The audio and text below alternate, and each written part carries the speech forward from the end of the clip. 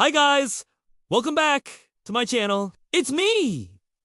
And today I am so excited because we are starting our 7 days to a happier, healthier you challenge series. This is something that I have been planning for a while now, and it is finally happening. So what is this challenge series all about? Well, basically, it's a series of 7 videos where each day I will be focusing on one area of my life that I want to improve or just start living more intentionally in. And at the end of the 7 days, I will come back on the last video and tell you what I learned and how I felt like I grew as a person.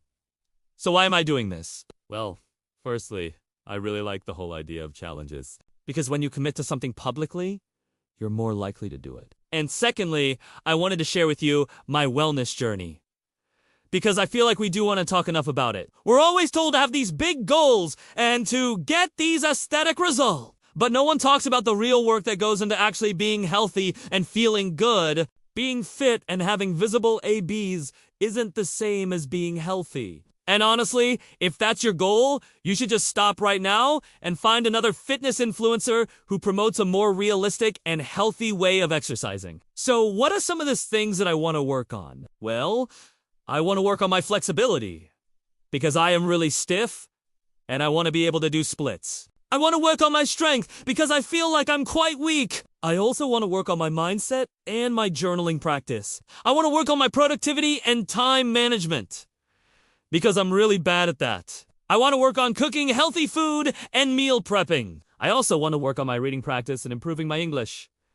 So, how can you join me on this challenge? Well, I encourage you to grab a journal and every day take note of the things that you want to improve on and write down the steps that you need to take to achieve them. For example, if you want to improve your productivity, then write down all the things that you need to do to achieve that, like setting up a workspace or finding an accountability partner. And then at the end of the 7 days, come back to your journal and reflect on what you have achieved, what you could have done better, and what you have learned about yourself. You can also share your progress with me on social media using the hashtag provided. Okay, so let's get into the first prompt of day 1.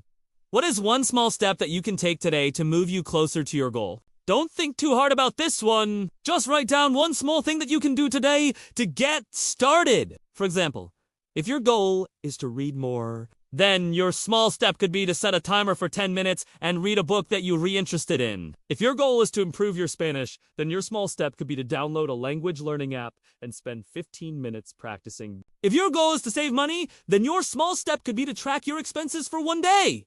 See how this works? By breaking down your bigger goal into smaller, more manageable steps. Okay!